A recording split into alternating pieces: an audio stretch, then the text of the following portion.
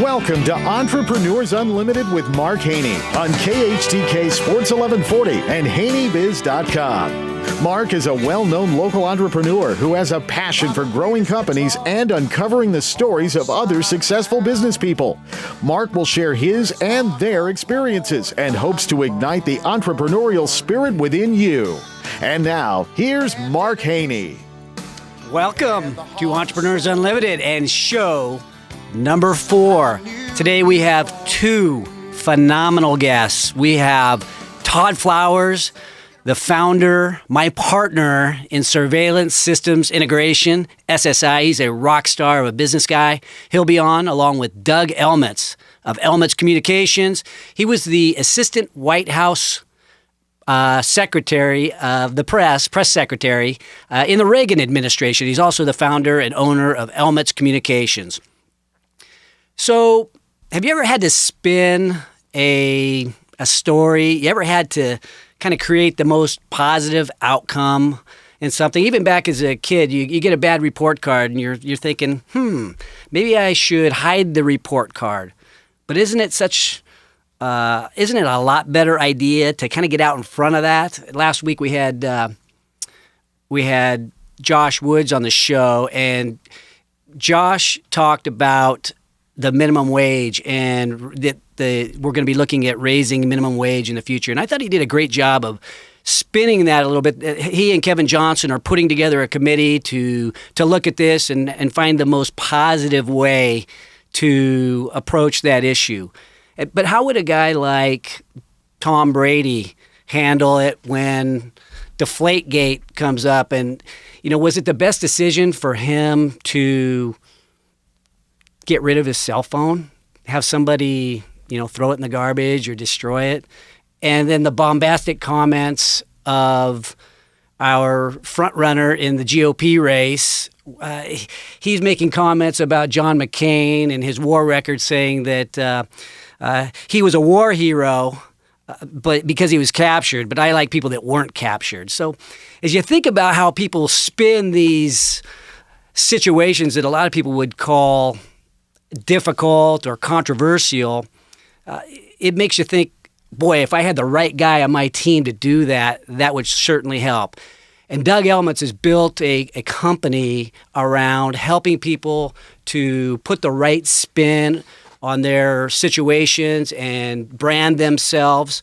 And so I met Doug a while ago, and when I first pulled up to his office, it was at 621 Capitol Mall, and I was intimidated. We had to go through security and go up to the high floor, and he opened up the door and he greeted us so graciously.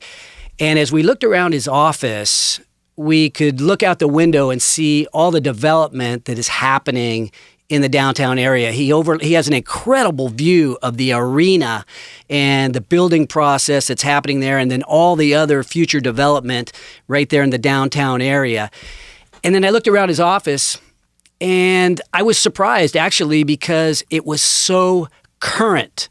I'm not an art person, but I would describe it as minimalist in terms of decoration. It felt a little bit like modern art and with a patriotic feel. Instead, I was expecting, because he was in the White House with Ronald Reagan, I was expecting awards and pictures of him with statesmen and so on.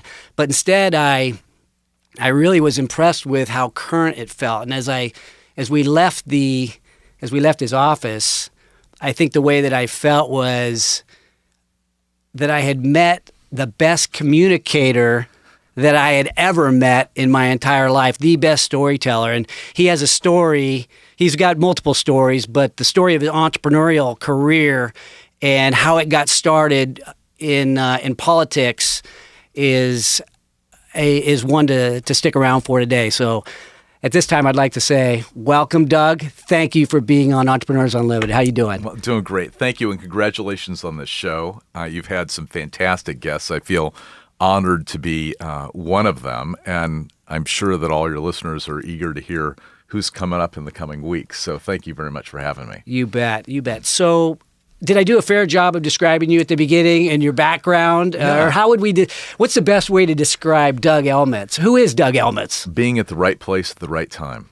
I mean, that has literally been the story of my life. And then taking advantage of it. And I think that's true of most entrepreneurs, which is you see an opportunity, you seize that opportunity, and then you try to make the best of it. You know, right out of college, I found myself with an opportunity to work in the White House. I mean, who at 22 years old has an opportunity to work in the White House? I was at the right place at the right time, and I took full advantage of that opportunity because I knew that very few people had that opportunity in their lives, even to be there to see it, to then walk the halls of the White House. So you grew up in Iowa, right? Which is where so many people get their start Right. in terms of running for president and so on. So tell me about what happened that prompted you to get into politics. And I know that there was a time where you were underestimated, and later when you were back in the White House, had a fond memory of. I don't want to call it a "I told you so" memory. I'll let you describe the memory of you riding in the car as a chauffeur. Right. So just for the listeners, Mark and I have had a nice discussion about this, and I was telling him this funny story that occurred. When I was in college, I was very active politically, both within the University of Iowa college system, but also politically within the Republican Party. And as many of you may know, Ronald Reagan started his radio career at WHO Radio in Des Moines, Iowa, which is where I'm from. So there's that sort of connection and affinity to Ronald Reagan. But I remember John Connally, who was the Secretary of the Treasury, and then the governor of Texas, who came to Iowa and decided that he wanted to run for president, which is where the start is, and he wanted to take a 48-hour trip through Iowa, nonstop, 48 hours, touching all the different communities running for office. And can I interject something here now? If John Connally was from Texas and he was coincidentally in the car with John F. Kennedy Right. when he was assassinated. Exactly. And then you're in a car later in Iowa driving him. Exactly. Okay. Exactly. So John Connally, sadly, was in the car literally with John Kennedy when John Kennedy was shot and killed in Dallas, Texas. So now, fast forward several years, he's decided that he's going to run for president, and they need somebody to drive John Connally 48 hours nonstop through Iowa. And I volunteered, along with his advance man. So here I am. I am in Winterset, Iowa. It is freezing cold in December. Oh my gosh, I remember it so distinctly. And my eyes felt like they had lead weights about 4 hours into the trip. And I thought, the bullet that did not kill John Connally in Texas, I was going to do by driving off the side of the road into a ditch. So I turned to Jack, the advance man, and I said, Jack, wake up. I cannot drive any further. I am going to crash. He said, pull over. And I did. And we stood, I remember this so distinctly, we stood at the front of the car. There was snow all around. It was very cold, and there were these bright lights. And he looked at me and he said, you will never work in politics again. I guarantee it. Now get in the car. Well, at this point, I really didn't care. All I wanted to do was fall asleep. Got in the car. My political career, I was sure, was completely over with. And then several months later, I ended up back in Washington, D.C., my first job in the White House. I'm having lunch one day. I walk across the street to Lafayette Park, which is right across the street from the White House. And who do I see? Jack, the advance man. Jack said, what are you doing? And I said, oh, I'm working over there. He said, in the White House? And I said, yeah. And he said, how in the hell did that ever happen? I said, well, being at the right place at the right time. And it's just one of those amazing opportunities that I had. Not everything always works out as planned, Had I been able to drive the full 48 hours, sure, that might have been better. But not everything is neat and idealistic in the real world. And so you have to adjust. And I feel like that was an important telling story, not only for me, but for other people who are entering politics, entering business. Don't allow something like that to hold you down. So you spent time in the Reagan White House, assistant press secretary. Assistant press secretary, right. And at what point did you decide, I'm going to turn this into a business, and what happened? What did you do? Right. So I realized pretty early on that I did not want to spend my entire life as a bureaucrat. And that is a great profession for a lot of people. For me, I just did not want to spend my career in government. So I began to make friends very, very early on in the Reagan administration, not with the intent that I was going to leave and go work for a company, but I did develop a friendship with this guy by the name of George Babican, who was the president of ARCO, the oil company, Atlantic Richfield in L.A. Great guy. And ironically, at the end of the Reagan administration, he said, well, what are you going to do now? And I said, well, I'm not really sure. And he said, well, why don't you move out to California and work for ARCO? When I was 9 years old, living in Des Moines, I went to Disneyland. And I remember coming back and saying to my mom and dad, I'm going to live in California when I grow up. And when the opportunity came to move to Los Angeles and work for ARCO, I immediately jumped at the opportunity. And really, the rest is history, because it's a fantastic state. Sure, it's got challenges, but if you've grown up in Iowa, where it's very flat, there's not a lot necessarily going on other than every 4 years when the political environment heats up.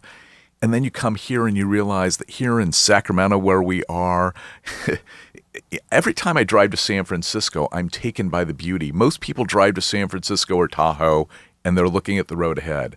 I am looking at the beauty of the surroundings. Very interesting. I'm looking forward to hearing the transition from ARCO to Elmet's Communication and what prompted you to decide to do that.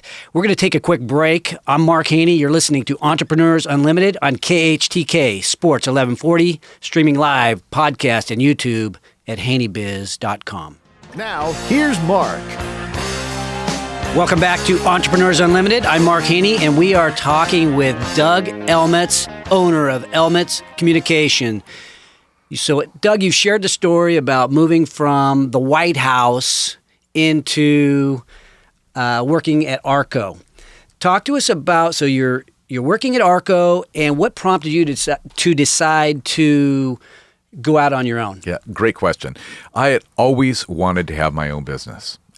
Always. I really came from a family of small business people. My dad was a doctor, but he was a small businessman. I mean, he had his own private practice. My grandfathers were both small business people. And I felt like, now this is an opportunity for me to take what I have learned, the experiences that I've gained in the White House, and help other people. And so I'd always wanted to have my own business. And I started to talk to this guy who's a godfather to me. His name's John Papajohn, not from the pizza company, but a billionaire, entrepreneur, venture capitalist. In the mid-'70s, he invested heavily in HMOs, made hundreds of millions of dollars. And I went to him and I said, I want to start this business, and I think I need some money to get it started. And he said, I love you, Doug, but I'm not going to give you a cent. He said, you don't want to be caught having to owe me money or anybody else money. You should start your business based on what you have, which is, I thought, pretty good advice. I wasn't sure how I was going to pull it off, but I did. And I left ARCO with a couple of really good clients, which then helped me be able to build my business. And so what we do is we do branding, advertising, marketing, public relations, and crisis management. Reputation enhancement. Reputation enhancement. Exactly. I love that. So when you started your business, were you scared, excited? What was your feeling? Because you had a great job at ARCO. Right. So people thought I had lost my mind. Here I am, the head of government and public affairs for ARCO. I have literally 26 tickets to every event at the ARCO Arena. I have $1 million budget to give away to nonprofits and candidates. I have this amazing office looking out onto the Capitol, and somebody said to me, how could you possibly leave that to start your own job or your own business? And I said, well, you know, that desk, those 26 tickets, that $1 million, that's not my money. That's ARCO's money.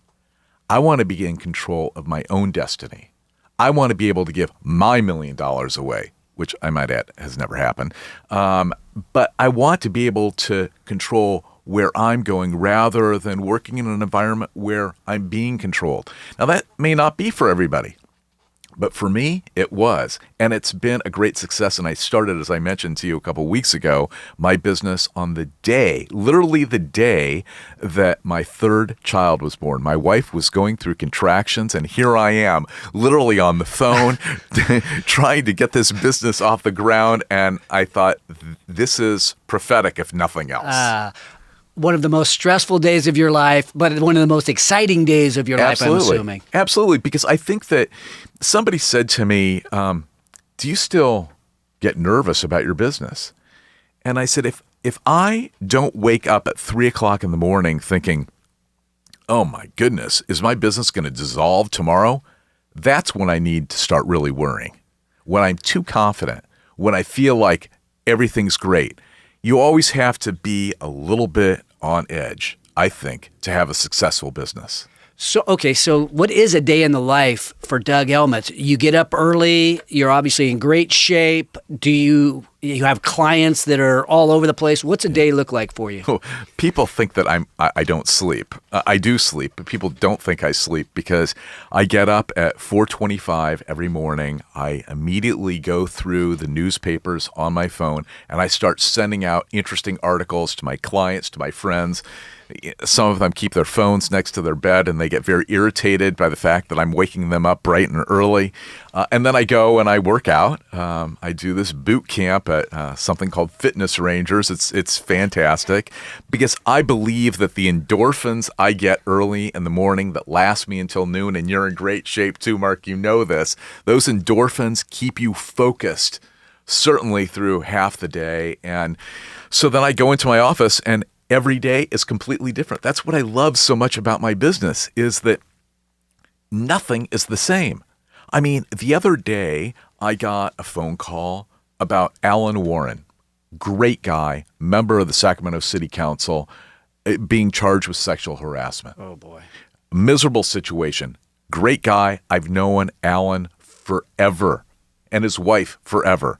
So I'm getting phone calls from people asking me, particularly the news media, what's my reaction? Well, it's difficult to offer a reaction in a situation where you're not necessarily representing that client. But I have had other clients like Sabrina Rodriguez, who was a Fox 40 anchor, who got in some deep hot water. Mike Lyon, the former real estate mogul. I often get called to give my perspective on people like Joe Paterno, Brian Williams, and how I would navigate their crisis to help them move forward. And that's one of the things I enjoy most about my job. So when you ask what happens when I get to the office, well, who knows? Because it could be any number of things. So the Joe Paterno thing with the Sandusky stuff, did you help? You didn't help Joe. No. But you had to speak on behalf of people that in your business, or right. Well, so like for example, the TV stations wanted a perspective on crisis management. How is it that Joe Paterno and Jerry Sandusky navigate forward? How is this going to affect Penn State? What's it going to do in terms of fundraising? So these are things that I process, I understand, but then the question is, even like with Brian Williams, is Brian Williams going to survive? No, he's not. I said at the very first interview, I might add with KCRA, the NBC affiliate, Brian Williams will be gone. Sadly, but it's difficult to have any credibility when your credibility as a reporter is based on telling the truth. So Brian Williams inflated his role over in, I think it was Afghanistan. Right, exactly. And said he got shot at and so on.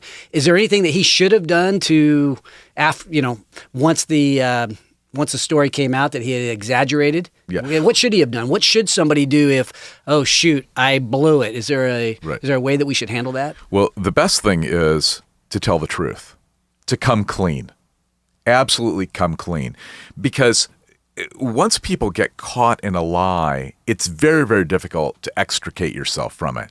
Better to just bare your soul, be honest, and then shut up. Mm-hmm. This is the biggest problem. People have diarrhea of the mouth. They can't seem to help themselves. They want to continue to talk. They want to continue to spread this mistruth, and it just doesn't work. So generally, my recommendation is be honest, be truthful, and then move forward. So you started your career. Mm-hmm. It's going along. Was there ever a downtime in business or a point in time where, wow, that was a low point? Or has it just been smooth sailing the entire time? No, there was a time when one of my clients said that I had a conflict with another really good client. And I thought, oh my gosh, how could this be? Because they both paid me a lot of money. And I thought, well, what am I going to do? And all I could do was, instead of losing both, end my relationship with one. And I walked away from a lot of money.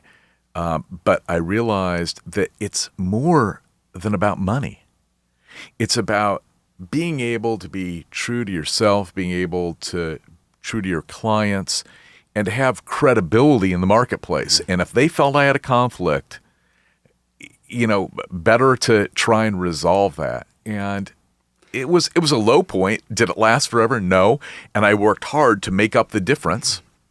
Would I like to have that client back now? Well, sure, but who wouldn't? Yeah. But you can't spend your whole life thinking about what if. I always feel like you've got to look at the road ahead rather than through the rearview mirror. Yeah. And as an entrepreneur, somebody might have two employees that are working side by side, and all of a sudden one day they just can't get along, and you have to Fire choose them both? one. Yeah, do you fire both of them? Do you fire one? Do you, hey, we're not leaving. Yeah. Okay. And there's some tough decisions that I think we run into. I don't know if I've ever had to fire a client in that way, but that's very interesting, and I could see how that would be gut-wrenching in terms of letting somebody down. You're in the process of helping them, Right. and now you have to stop helping them. Exactly. It's a miserable feeling. But like I said, honestly, Mark, I hadn't really thought about that for years until you just asked that question. I'm sorry. It's all right. When we come back, we're going to talk to Doug a little bit more about some highlights of the career, and also maybe get a few stories that he can share about some things that happened in the White House. I'm Mark Haney. You're listening to Entrepreneurs Unlimited on KHTK Sports 1140 and HaneyBiz.com. Once again, here's Mark Haney. All right, and welcome back. I'm talking with Doug Elmitz Communications.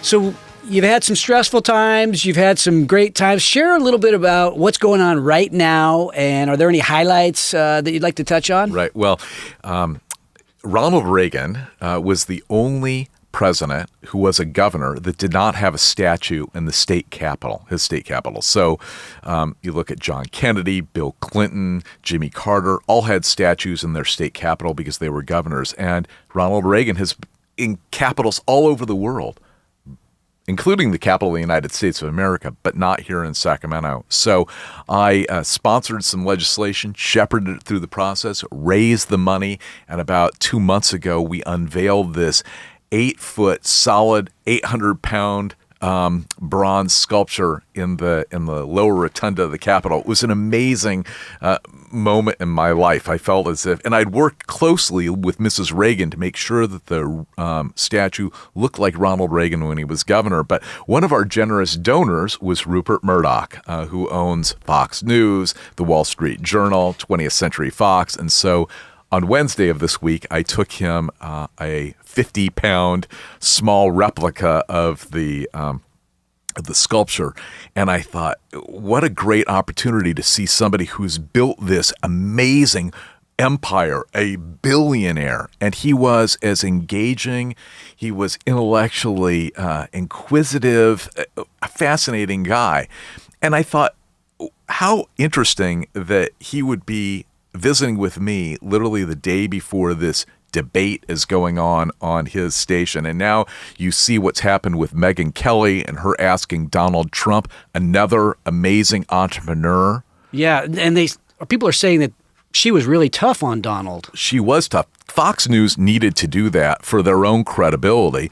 She was tough on him, but presidential politics is not for kid gloves. And it remains to be seen how long Donald Trump lasts in this race. I hope he lasts a long time because he makes me laugh. He would be the worst president in the history of the United States. With all due respect to your listeners who love him, but that's my view.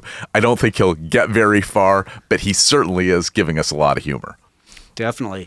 So you had some stories in the White House I'm a Reagan fan. It seems like everybody now loves Ronald Reagan. Right.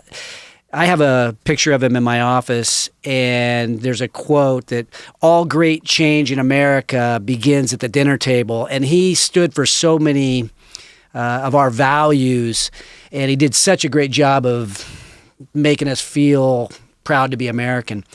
Now, you have stories of him in the White House. Share a couple of memories, if you don't mind. Well, he was an amazing individual. When you were in his presence, you felt like you were in the presence of a truly great man.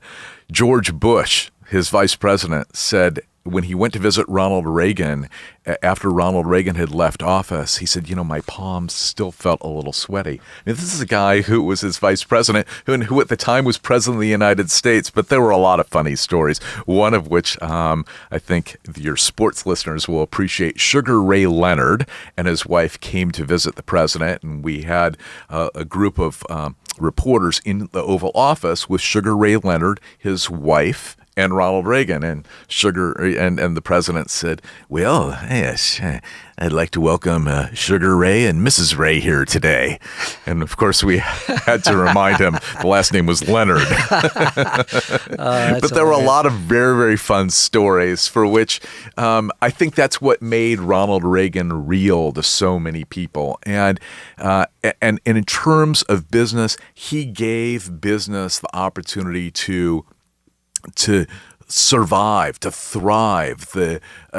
We needed him at that time in history, and so many people succeeded in business and took chances that they might not have taken had Jimmy Carter been reelected, candidly. Mm-hmm. Mm-hmm. Now, he had such charisma, and you're very charismatic yourself.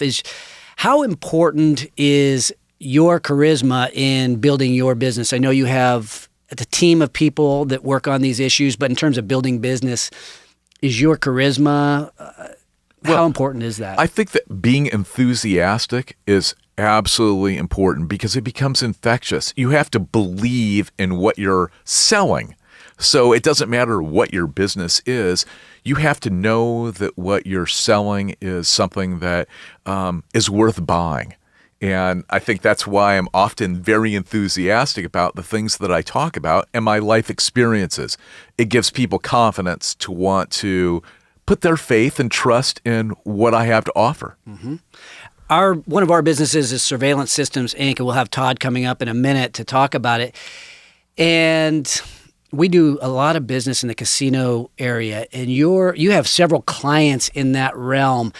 How do you help casinos to have their image enhanced. Right. Well, it's a very fun business, and fortunately, there aren't a lot of people who do what I do, and that is to help them with their image, help them with the media, help them with local government officials and community groups. Because, there is this feeling sometimes when a casino is coming into business that it's going to be a scourge on society. Gambling is going to be a scourge. But in reality, what it is, it's a job generator.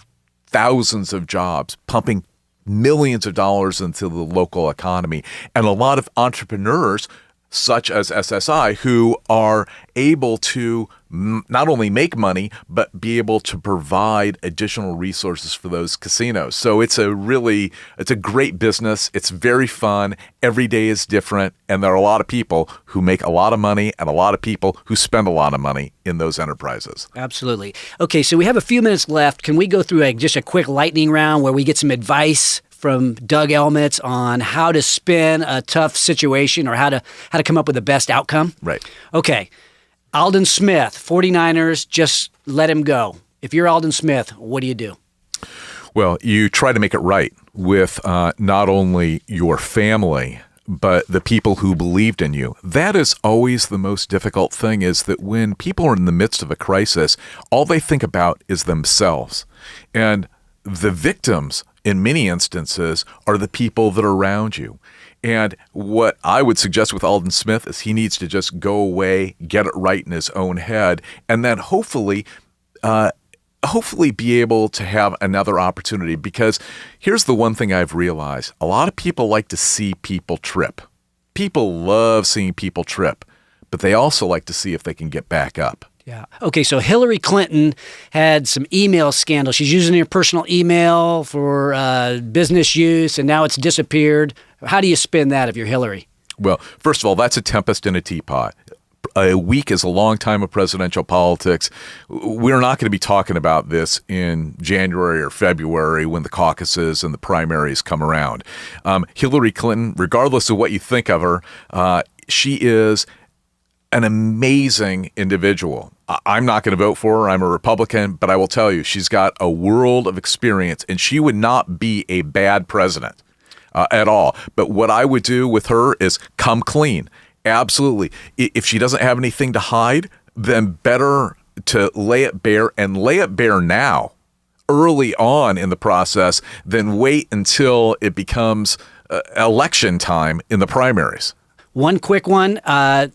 So Tom Brady, Deflategate, he destroys his cell phone or hires somebody to do that. Was that a good decision, yes or no? No. Okay. That's all the time we have with Doug. Wow, this flew by. I really appreciate you coming on the show and sharing your story. Coming up after the break, we will have Todd Flowers, the founder and CEO of SSI. He's also my business partner. I'm Mark Haney. You're listening to Entrepreneurs Unlimited on KHTK Sports 1140 and haneybiz.com. Once again, here's Mark Haney. Welcome back to Entrepreneurs Unlimited. It is my pleasure to welcome my business partner in surveillance systems integration, SSI.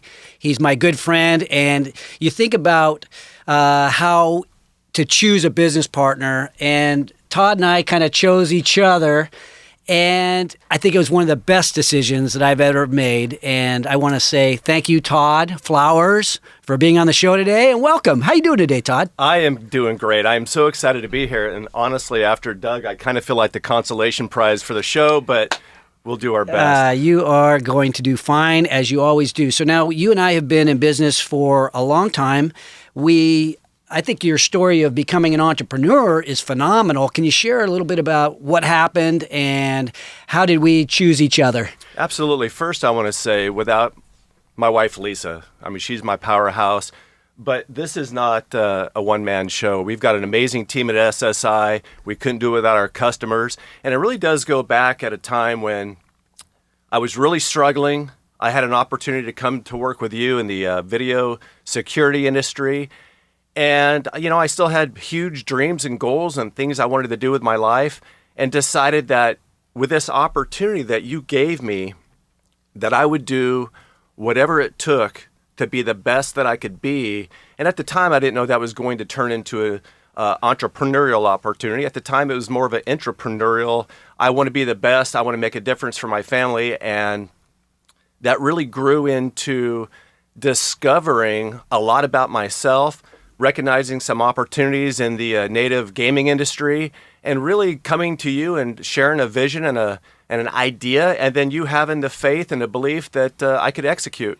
It's interesting to think about where are you going to meet your business partner. So you and I were working together. You started off as a sales rep selling surveillance cameras, became the sales manager, and you really, I think you exemplify that you never know who your next business partner is going to be. It might be the guy sitting right next to you selling surveillance cameras with you, and you guys decide to launch something together. And so it's okay to be great. It's okay to outwork the guys around you, to out-hustle the people in the industry. You never know who's looking or who's going to want to invest in you. So you started SSI in 2002, and you're focusing on Native American casinos. Talk about building your business. The security industry was, it could be very niche driven. And at the time, I thought, if I'm going to launch into this thing, I need to have the right people around me. And so I went out and recruited some relationships that I had in the industry and put a team around myself where they believed in me, I believed in them, and really it was just a matter of being hard triers. And we do have a unique culture. We really encourage personal development. We encourage hard work, and we celebrate victories. We do this thing together. It's not me. It is truly the team. Talk about culture. So at SSI, I think 3/4 of the people are doing CrossFit, or maybe all of them. I know you provide memberships to CalFit and so on. And so I know there's a culture of being healthy, working hard, having fun. It's common to hear clapping and celebration and so on. Talk to me about how important that culture is. How does that transfer to a customer? Our culture is to provide the best possible customer experience for our clients every time. And that's impossible to do if people are miserable in a job. I mean, their attitudes are going to come through, especially a lot of what we do is on the phone. And, their attitudes and whether they're happy or they're sad, that's going to permeate to the customer. And so ultimately, we want to create an environment where people are excited to come to work. And we spend all day together. Why not have fun? And why not focus on the good things? Not that bad things aren't going to happen. Those are learning opportunities. Those are opportunities to grow and get better. But why not have fun? Why not do things that make a difference and focus ultimately on developing a culture that would bleed over to our customers? And we want to make people feel better for having touched their lives that day, even through a phone call. And that can only happen if your head's right. So you and I are brothers-in-law. We married sisters. Your daughter, Melissa, my niece, she runs sales and marketing. She's phenomenal. You've got other children, Austin and Michael, that are integrated, and we have nieces and nephews. So there's a few family members, and we're doing business all over the country because there's casinos all over the country. How does it work in terms of the drama associated with having family members, but you're building this significant sized business? How is that? How do you decide on the opportunities that each get to step up and take on? That's an interesting question. And a lot of people ask, how is it possible you could even do business with family? And it goes back to the coaching days. And you and I coached football. We coach a lot of sports together. And from day one, my kids were taught, tie goes to the other player. And I'm never going to be accused of playing you over somebody else because you're my kid. So from day one, they were taught, you better outperform, and you need to be promoted through your peers and through other people, not through me. So they can stand on their own 2 feet. So there's none of my kids that were assigned positions in the company for the sake of position. They earned it, and they were promoted through their peers. And so we have decided early on that home life, all that type of stuff, it gets left at the front door. And when we step onto the field, it's game time. And so we have done a very good job at separating personal lives from professional lives, although we get to spend a lot of time with each other. And honestly, I wouldn't change a day because I love to see them grow, struggle. I love to see them win. I love that they're a part of my life every single day, and it really is a blessing. I would not change it for anything. Video access control and surveillance products are very technical, and your systems are systems that are extremely complex. You're doing large enterprise systems. You're really a tech company. How difficult is it to stay up on all this technology, and is it a differentiator that you can do the 1,000 camera systems or the 5,000 camera systems? Is that a differentiator for you? Absolutely. There's a lot of companies, and it really is there's a huge barrier of entry into the casino market. There's a lot of fear. They are complex systems.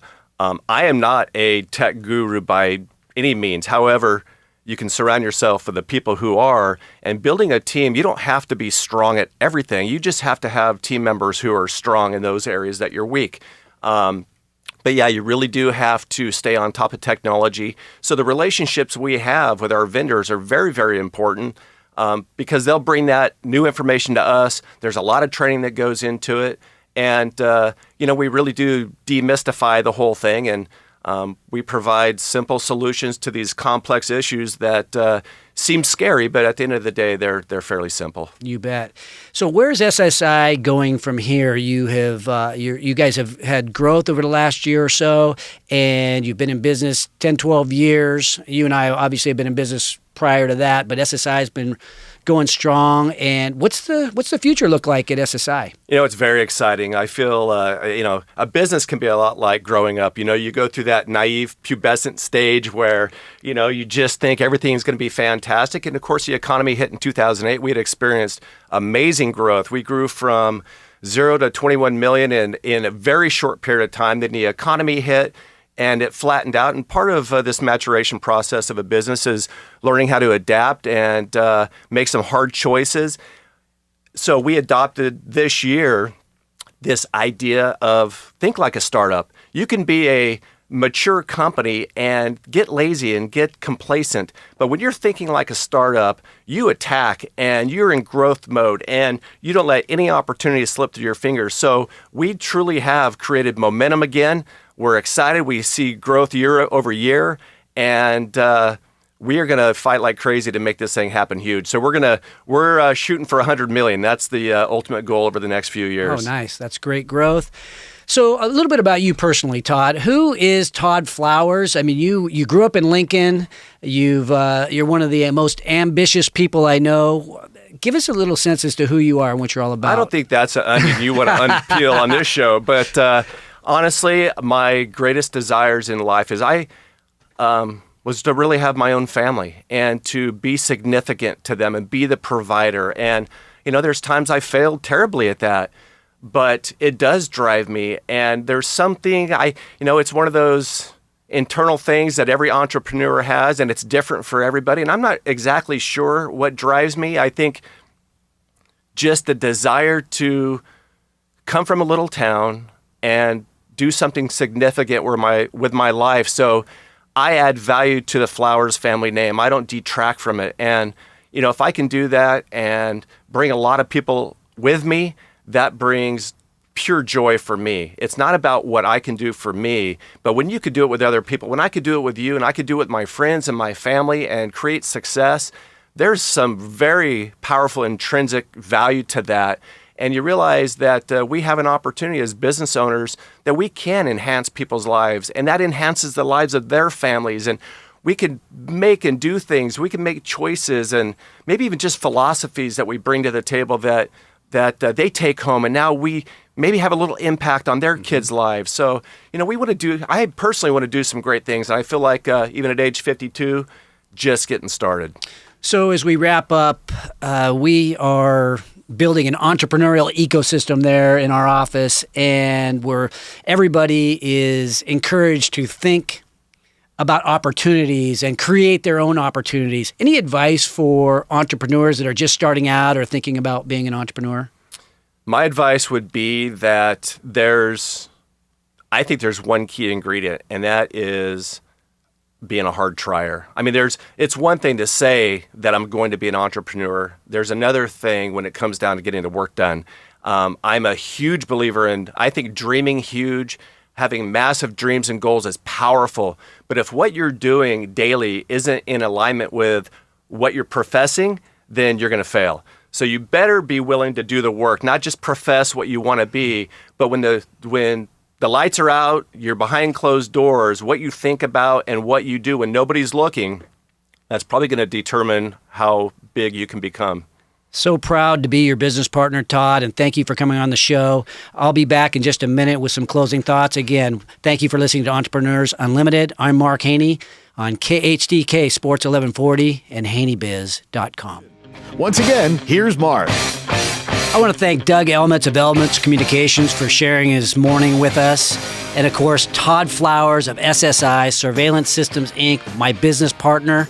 Really appreciate you being on the show, Todd. And it makes you just realize how important the right business partner is. And, you know, it's not just the people that you share every day with in the office. It's also your external partners. And I want to thank our sponsors, Doug Esposito at Owen Dunn Insurance, James Beckwith and Jason Hartman at Five Star Bank, Richard Botkin and Clay Evans at Stifel Financial, Michelle Halston at the law offices of Greenberg and Trorig, Tom Candris at Package One, Kim Silvers of Silvers HR. And I want to talk just a little bit about our next week's guest. We'll have Amina Cordano, owner of Wholehearted Juice, and she's opening a new office today, and her juices are off the charts. She's opening a new office. We'll have her on the show next week to talk about that. And next week, we also have Tom Candris, who I often talk about at the end of the show. He is doing some incredible stuff in boxes and sustainability in the environment with his packaging. Takeaways today. Really only in America can a guy come from Iowa and at 22 years old be in the White House working alongside Ronald Reagan, and he launch a business and fulfill his entrepreneurial dreams and fulfill the promise of his family. Really, really cool, and only in America. So I want to thank everybody for listening today. I want to thank the Allegiant Giving Partners, my business partners, and giving back to the community. We have this incredible club ran by Michael Matthews, who is a great friend. And if you're a business person out there thinking about getting into a group that is socially responsible and really cares about this country and about this community, think about the Allegiant Giving Partners. I'm Mark Haney. Thanks for listening. We'll talk to you next week.